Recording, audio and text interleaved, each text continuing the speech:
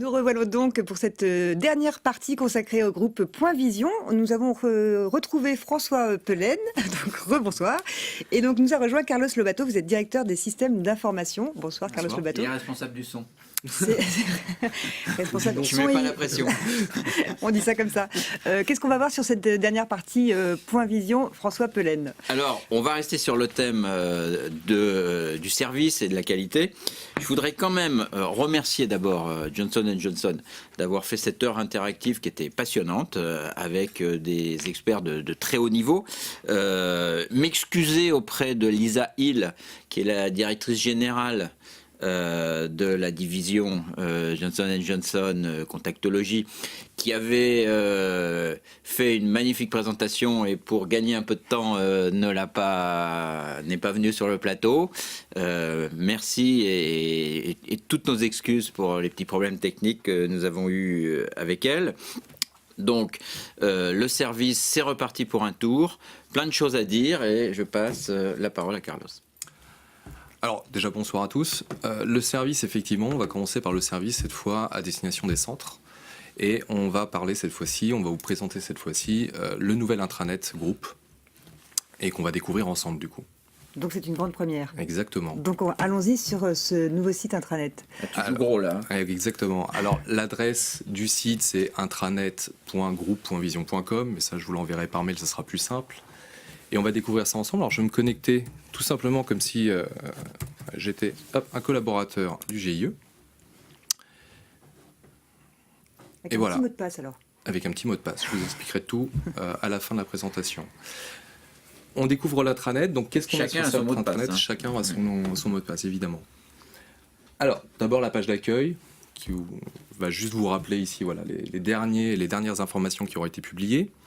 Ensuite, vous trouverez les actualités du groupe, les nouveaux centres, les nouveaux collaborateurs et plusieurs articles sur les études épidémiologiques. Alors on peut prendre par exemple les nouveaux centres et voilà et faire un rappel donc par rapport à ce que disait François au début de cette émission sur les nouveaux centres Annecy et Versailles. C'est bien ça. C'est bien ça. C'est bon. Bravo. Autre sujet, nous aurons aussi un espace procédure. Alors des procédures qui seront dédiées au GIE, auxquelles j'ai accès puisque je me suis connecté en tant que collaborateur GIE, et des procédures groupes qui seront accessibles à tous. Donc, tout ça sont des choses qui vont venir s'alimenter au fur et à mesure, évidemment. Je vous laisse découvrir exactement ce qu'il y aura dans chaque partie. Autre élément important, ce sont les organigrammes, pour qu'enfin on arrive vraiment à savoir qui fait quoi et qui on est. Donc, concernant le siège, vous avez tous les organigrammes de chaque service. On va en prendre un au hasard. On va prendre les RDO, voilà, par exemple. Voilà.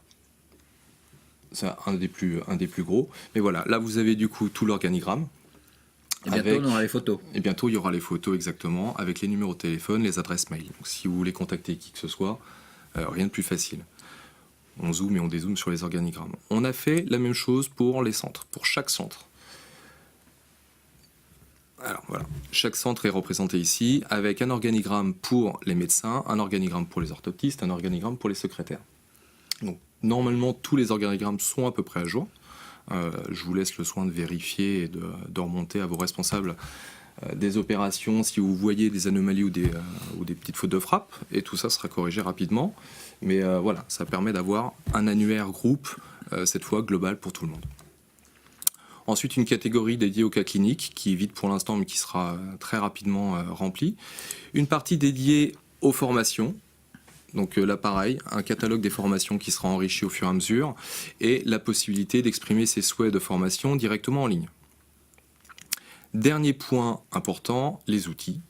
En fait, l'intranet, c'est un espace de communication avant tout, mais l'intranet, c'est aussi un portail d'accès à ces outils. Voilà. Plutôt que d'avoir des outils un petit peu dispersés un peu partout, l'idée de cet intranet, c'est de tout regrouper à un même endroit et qu'on arrête de se poser les questions. Donc si j'en prends un au hasard, voilà. Si j'en prends au hasard, donc on vous expliquera un moment ce que c'est. Vous avez l'accès direct, donc le bouton d'accès à l'outil, et surtout derrière le contact en cas de problème, le contact à contacter pour cet outil. Vous avez aussi sur toutes les pages, ça vous avez dû le remarquer tout au long de la première présentation, les différents événements. Donc vous avez une vue globale, voilà, sur on est ici, sur les mois, donc avec les différents événements jour par jour. Hop. Si je me déconnecte maintenant, on va reprendre un autre exemple. Je vais me connecter avec un compte médecin, donc comme si j'étais médecin. Hop.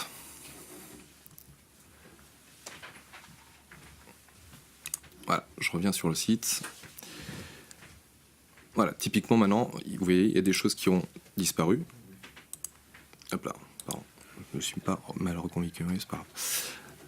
Donc il y a des choses qui vont apparaître et disparaître au fur et à mesure, au fur et à mesure des connexions. Vous les découvrirez. Il y a des espaces de discussion pour certains collaborateurs. Il y a des zones masquées. Mais voilà, les accès se font exactement de la même manière avec login et mot de passe. Alors, maintenant je vais prendre un compte qui n'existe pas. Et juste pour vous expliquer exactement comment créer vos comptes en fait sur l'intranet, ça va être assez simple. Voilà, donc volontairement. Pardon. Ça, c'est pour créer le compte. Voilà, pour créer le compte. Donc à partir de demain matin, vous aurez accès au site, à cet outil. Demain matin, vous allez mettre vos identifiants Windows ici. C'est-à-dire que les identifiants que vous saisissez quand vous allumez vos ordinateurs. J'ai mis Orthoptiste pour les besoins de la démo, mais demain, c'est prénom.nom, habituellement. Votre mot de passe Windows, tout simplement. Voilà. Et quand vous cliquez sur se connecter, voilà, il vous renvoie sur cette page. Là, votre compte, en fait, est créé automatiquement. Et vous n'avez plus qu'à aller en haut, aller sur le site, et vous retrouvez sur le site directement.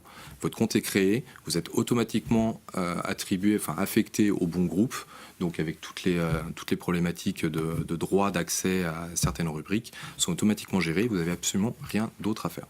Voilà.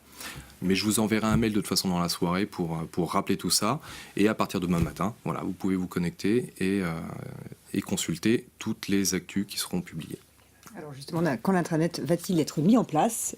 Eh bien, dès demain matin. Dès demain matin. Super. Je tiens à vous préciser que quelqu'un dit canon en costume Carlos. Quoi? Canon en costume Carlos. Alors bon, je voulais quand même vous faire partager. C'est pas signé, je ne sais pas qui c'est. Mais voilà, vous aviez ce type de compliment.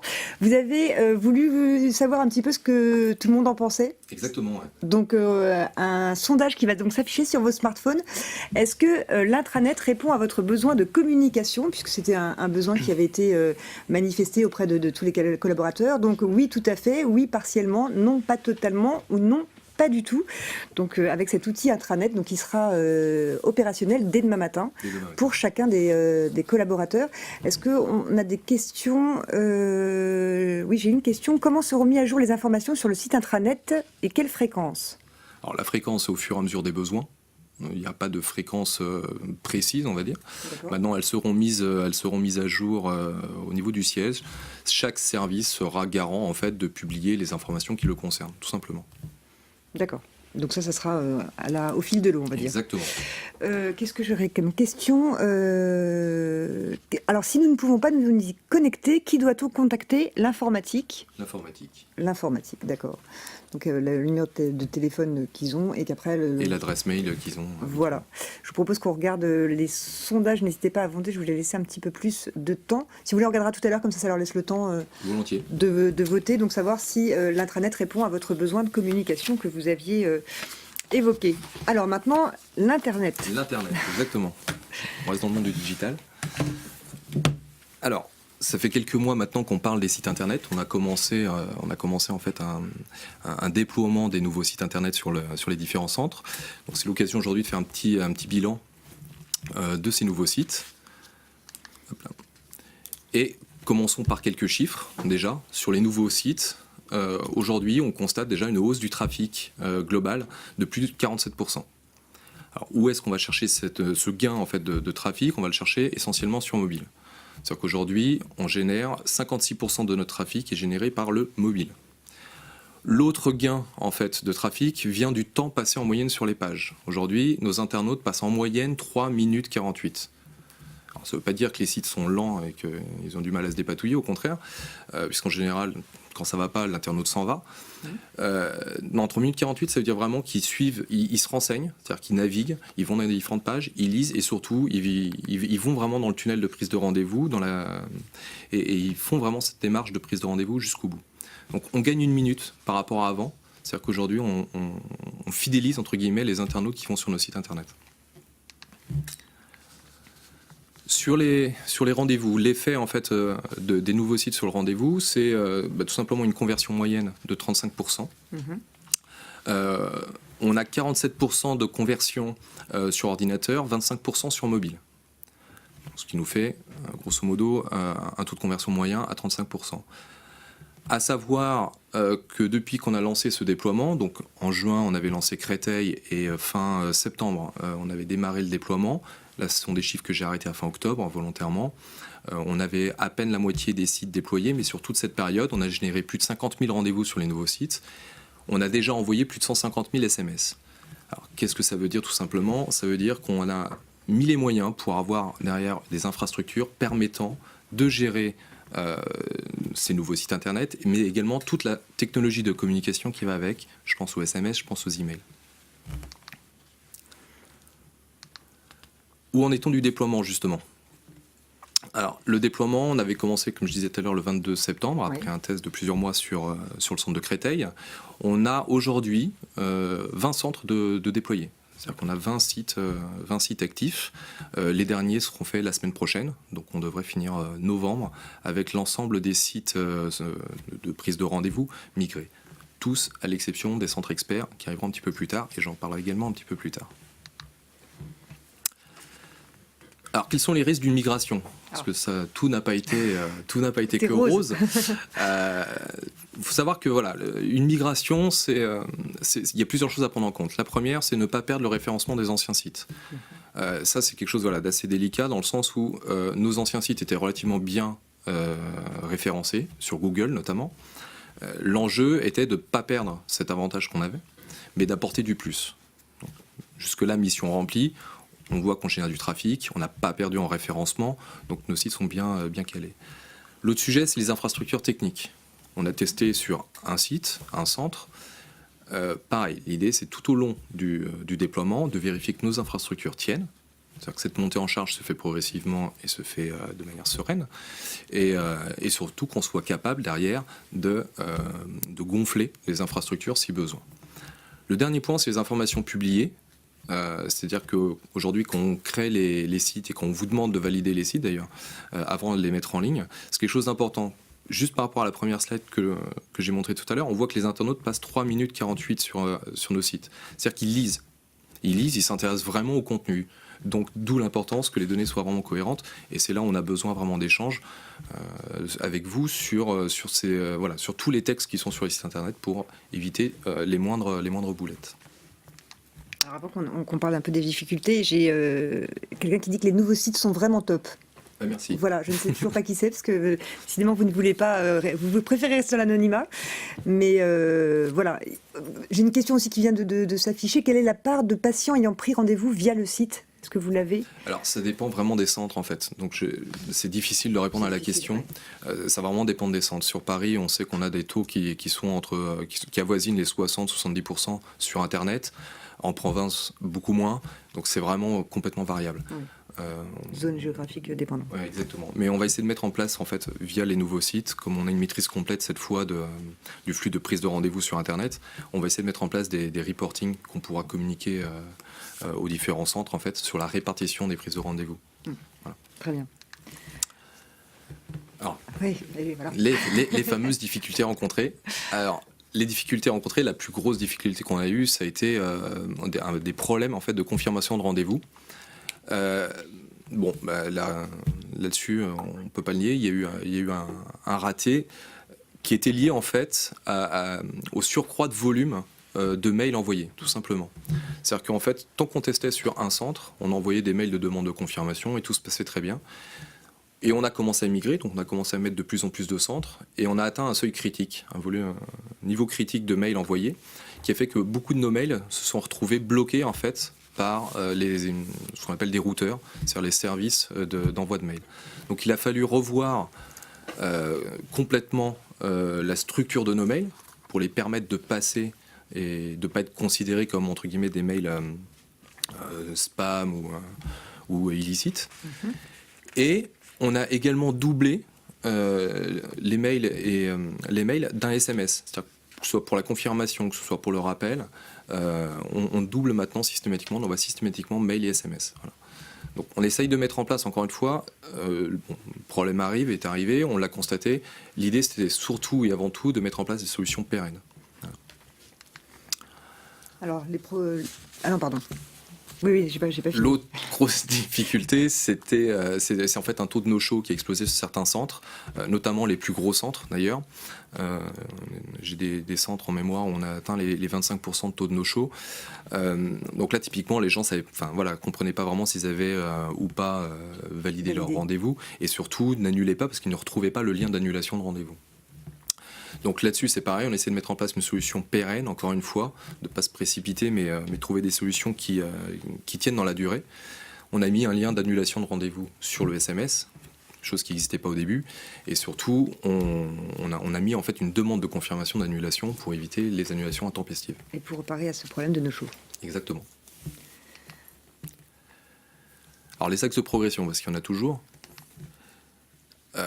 Les trois principaux axes de progression qu'on a identifiés aujourd'hui, c'est le taux de transformation sur mobile. On a vu qu'il était à 25%, on peut mieux faire, et on en reparlera un tout petit peu après. La personnalisation des sites. Aujourd'hui, on a des sites qui se ressemblent, qui se ressemblent tous. Je sais que chaque centre a des demandes un peu particulières. Pour en avoir échangé déjà avec plusieurs personnes d'entre vous, je sais qu'il y a des besoins.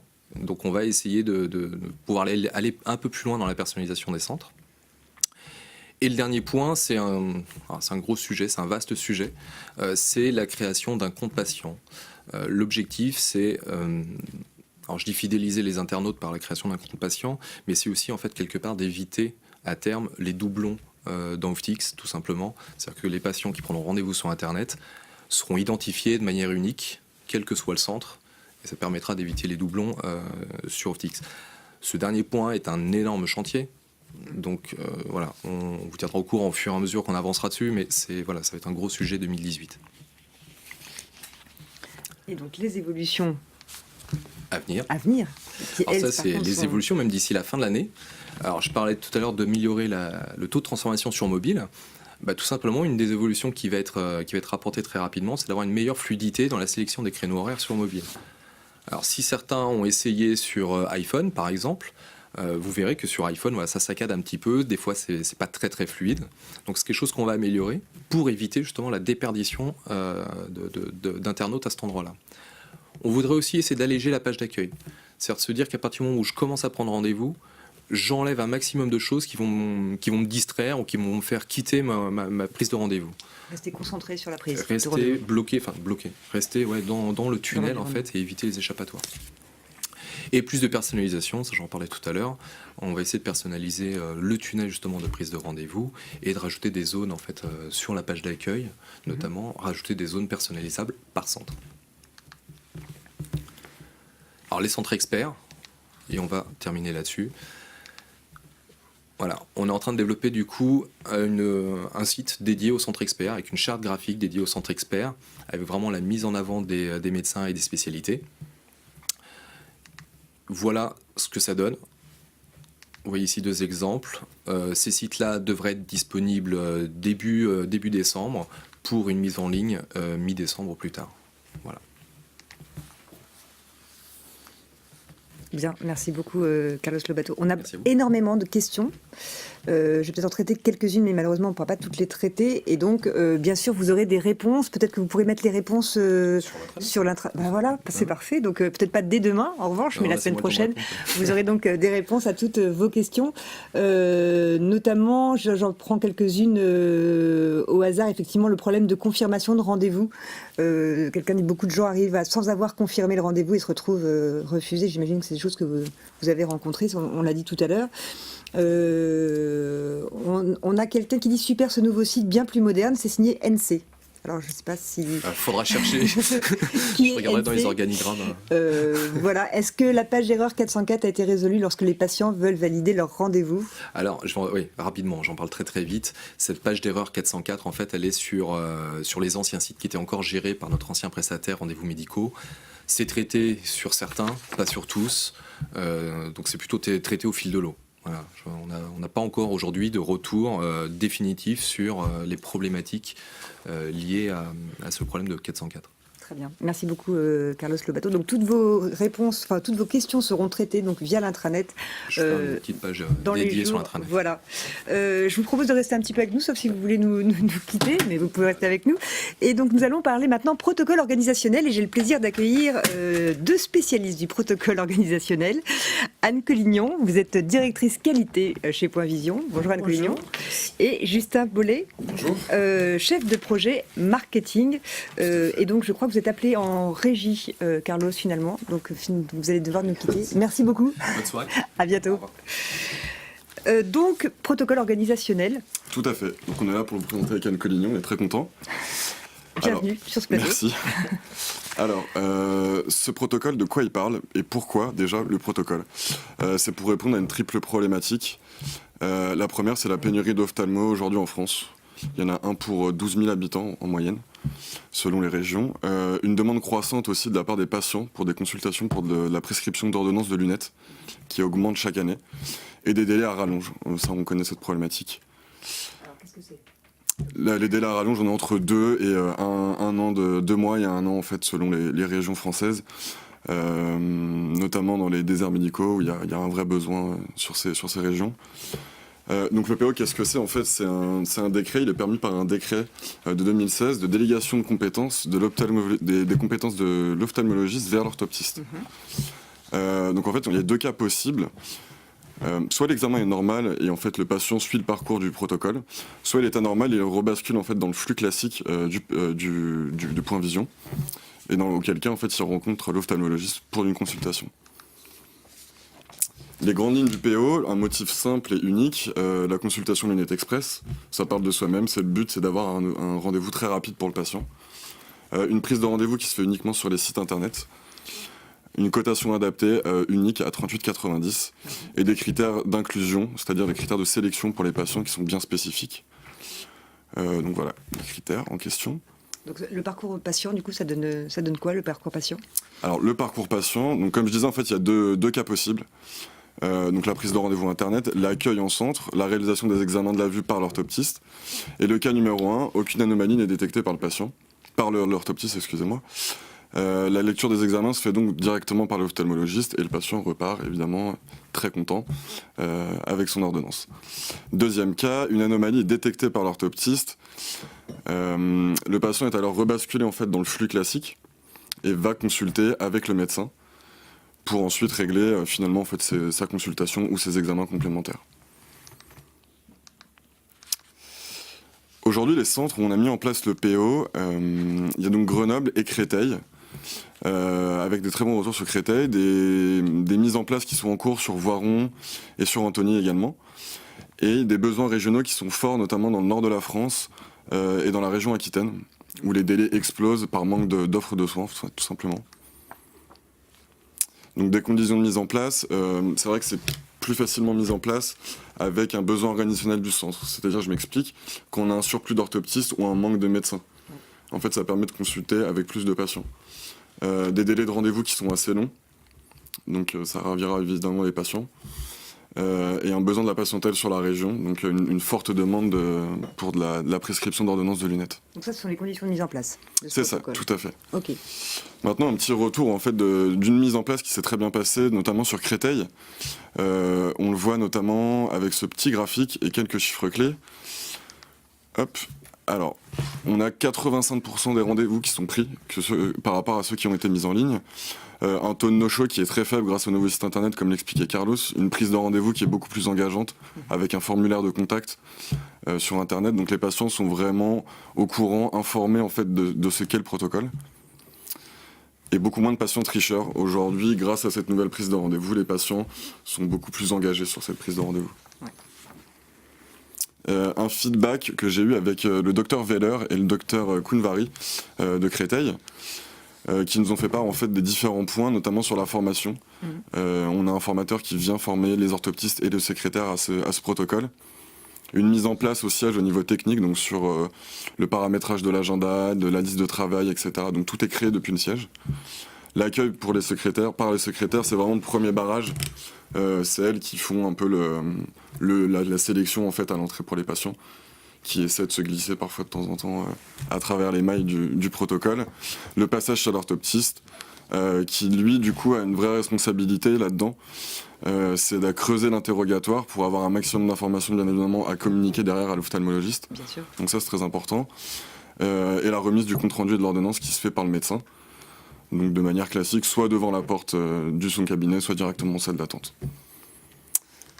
Donc globalement, en fait, ce qu'il faut retenir, c'est que les patients sont extrêmement contents d'avoir un rendez-vous rapidement, de repartir avec une ordonnance pour une consultation qui dure approximativement une trentaine de minutes. Tout à fait. Donc ça, c'est vrai que c'est un vrai bénéfice pour le patient. Et qui répond complètement à leurs besoins. Et qui répond à leurs besoins, c'est-à-dire d'avoir une ordonnance pour les lunettes. Et je vais laisser la parole à Anne, du coup, qui va nous parler de la labellisation du protocole. Bonjour, donc Justin vous a tout dit sur le protocole, je pense qu'il a été très très clair, et ce protocole organisationnel a été mis en place par Point Vision en rapport avec le décret de 2016 qui définissait et qui définit les modalités d'exercice des orthoptistes. Donc Point Vision souhaite labelliser ce protocole. Pourquoi ? Dans un souci de qualité, de sa mise en place et de son bon déroulement. Donc le GIE et les centres, de façon conjointe, vont mettre tout en œuvre pour le bon déroulement de cette procédure qui va apporter un grand confort aux patients. Il faut dire que les patients sont au centre des préoccupations, qu'ils attendent beaucoup et ils vont attendre beaucoup de ce protocole.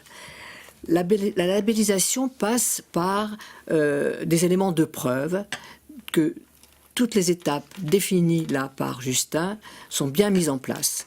Donc un délégué du bureau Veritas passera dans les centres pour apporter son expertise et constater que tout est conforme à ce qu'on a préconisé. Alors, pas de panique. Quand on dit ça, bureau Veritas, ça fait peur. Oui, c'est ça, contrôle. C'est un contrôle. C'est un oui. contrôle au niveau, mais pour une labellisation. En fait, on va faire ça ensemble. On est là pour soutien. Justin est là, je suis là aussi, et on fera la même chose que ce qu'on avait fait pour la procédure NOSO. On a été là tout le temps, on a eu la certification sans problème, avec un indice de satisfaction à 100%, donc ce sera la même chose pour la labellisation. Voilà. Très bien. Je crois que vous avez une petite vidéo, explicative. exactement. Alors, est-ce qu'elle va être... Voilà. Le dossier du protocole organisationnel est édité et envoyé depuis le siège directement dans votre centre et doit être signé conjointement par les ophtalmologistes et orthoptistes du centre.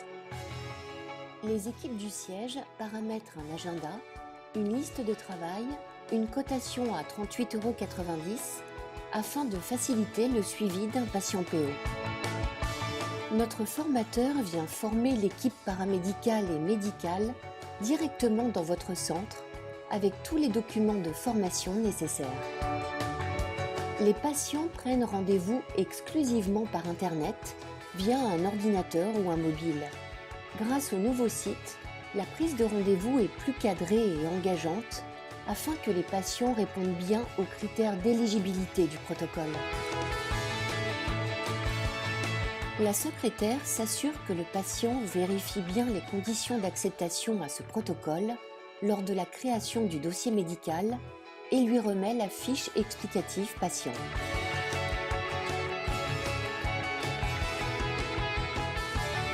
L'orthoptiste réalise les examens classiques de la vue et s'assure que le patient n'a pas de pathologie oculaire.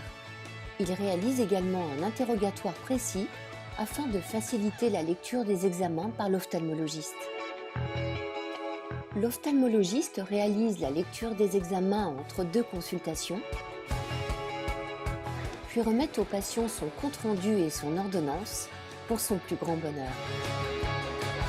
Le patient n'a plus qu'à régler sa consultation de 38,90 € à l'accueil.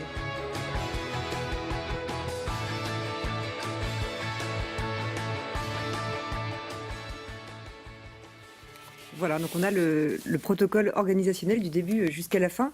On a une petite question.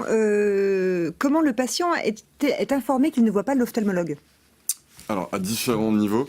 Tout d'abord, lors de la prise de rendez-vous, il est informé qu'en fait, ça sera sous présence d'un ophtalmologiste dans le centre. Il est donc informé que ça sera uniquement avec l'orthoptiste et que son compte-rendu et son ordonnance sera remis directement par l'ophtalmologue. D'accord, donc il le sait dès sa prise de rendez-vous. Il l'a pendant la prise de rendez-vous, tout à fait. D'accord. Et également avec une fiche patient qu'on est en train de créer, qui sera remise directement à l'accueil pour réexpliquer encore une fois le parcours spécifique au protocole. On a un grand souci de l'information, C'est du ça. patient. C'est très important, ça fait partie du décret.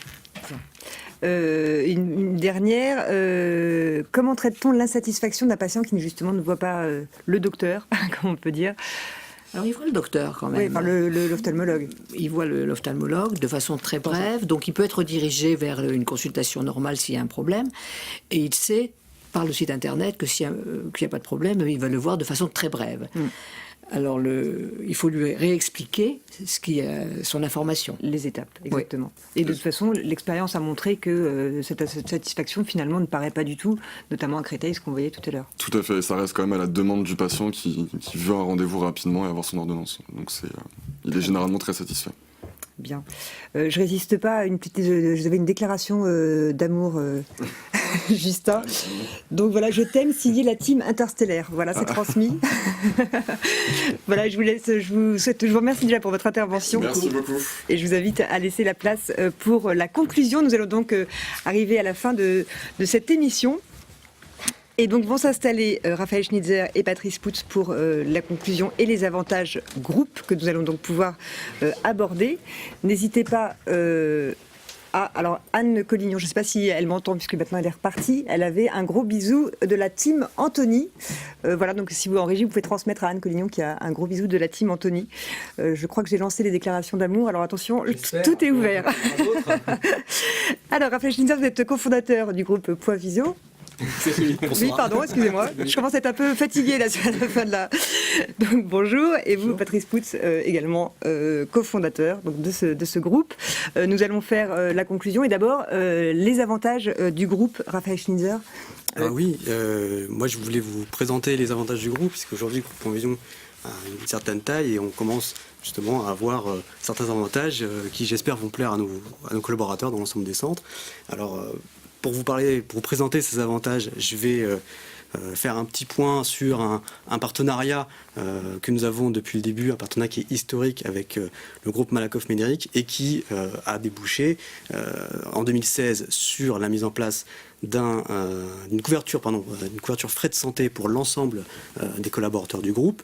Et en 2017, c'est ce que je vais vous présenter ici, c'est l'accès au service, le cercle Malakoff Médéric, qui est un service qui vous permet d'avoir accès à des avantages et à des réductions négociées par le CE de Malakoff Médéric auprès de plus de 80 partenaires. Alors ce service, on va vous le présenter via un film de présentation. Un petit film de présentation.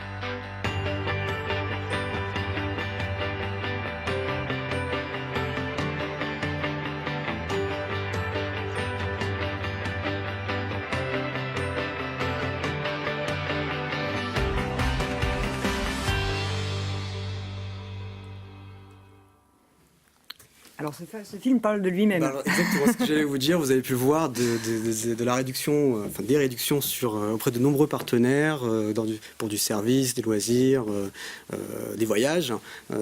Moi, j'ai un petit coup de cœur pour la billetterie. Patrice vous dira pourquoi. Je suis une affection particulière pour les parcs d'attractions, donc j'ai testé. Donc voilà comment justement on y vient et comment on peut y accéder via votre espace client Malakoff Ménéric ou alors via l'utilisation d'un code que Malakoff nous communiquera sur les différents sites partenaires. Et c'est vraiment très intéressant. Moi, j'ai testé, j'ai commandé mes billets pour Disneyland Paris. J'ai trouvé ça très très sympa et surtout, c'est une réduction vraiment très intéressante. C'est un accès à un service qui est gratuit pour l'ensemble de nos collaborateurs et c'est accessible dès aujourd'hui. Ça y est, donc dès demain, tout le monde sera Euro Disney. Enfin, Dès Disneyland, Euro Disney d'ailleurs. Dès demain matin, d'accord. Très bien, merci beaucoup, Raphaël Schneider. Patrice Pout, une conclusion peut-être sur cette émission qui arrive à sa fin. On a vu beaucoup de choses. Je suis ravi déjà que les problèmes techniques soient résolus en temps en heure. Donc des grandes lignes, un nouveau site internet, un nouveau intranet. Donc ça, je pense que toutes les équipes des centres vont l'apprécier. Ensuite, la plateforme Malakoff Ménéric, la mise en place du protocole organisationnel. Donc tout ça fait que, vous voyez que ça bouge. Et nous voulons toujours être en mouvement pour apporter au maximum, pour que les collaborateurs et les équipes se sentent bien chez Point Vision. Donc je voulais d'abord vous remercier, Bénédicte, pour avoir animé ce plateau d'une façon très dynamique. Un grand merci à GNG qui, grâce à eux, nous avons pu organiser ce séminaire. Et c'est eux après qui vont vous organiser l'after dans les centres. Un grand merci aussi aux deux intervenants, au docteur Muselier et Gatinel, pour leur très bonne intervention qui, je pense, a intéressé tous les collaborateurs. Et je voulais vraiment vous remercier, vous, les équipes Point Vision, car quand je vais dans les centres, la première chose qui me fait plaisir, c'est je vois des collaborateurs motivés, engagés, professionnels. Et donc, tout ça pour vous dire qu'au nom de tout le groupe, je suis vraiment fier de vous avoir parmi nous. Et je vous souhaite donc de passer une excellente soirée. Et je vous dis à très bientôt. Merci beaucoup à tous les deux. Alors j'ai une petite question. Grenoble est en train de faire une revendication puisqu'ils ont gagné. Eh bien, ils ont bien raison. Voilà, donc déjà, bravo aux collaborateurs de Grenoble. Donc, bien évidemment, tout concours a un prix et ça sera une surprise. Donc, je vous la divulguerai très prochainement. Une dernière question. L'accès au site Malakoff pour les réductions. On me pose la question, peut-être le repréciser. Alors, effectivement, une chose que je n'ai pas précisée, on communiquera une affiche qui sera distribuée à l'ensemble des centres, qui vous permettra qui vous expliquera comment vous connecter, à pouvoir accéder à ce service via votre espace client qui sera bien. Mais ils peuvent y accéder dès demain. Ils peuvent y accéder dès à présent. Ouais. Peut-être qu'il sera mis en ligne sur l'intranet. On essaiera de voir si on peut effectivement mettre un lien et en tout cas du moins l'affichette qui sera communiquée. D'accord, très bien. Écoutez, j'ai plein de compliments, j'ai plein maintenant de déclarations dans tous les sens. J'ai un Patrice avec plein de i, donc je vous transmets. On peut identifier le. Non, c'est toujours non, ils restent tous, ils sont restés anonymes presque tout du long. Une grosse bise à tous les centres de la Team Madeleine. Donc voilà, c'est transmis. Et une bise aussi à François, on ne l'oublie pas. Donc François, puisque vous êtes reparti en régie, vous avez une bise de la part de tout le monde. Voilà, écoutez, je vous remercie beaucoup pour votre présence. Je vous souhaite une bonne soirée. Merci à tous pour votre présence et votre participation. Vous étiez très actifs aussi et donc c'est un plaisir pour nous qui organisons cette activité. Nous vous souhaitons une très bonne soirée et à très bientôt. Au revoir.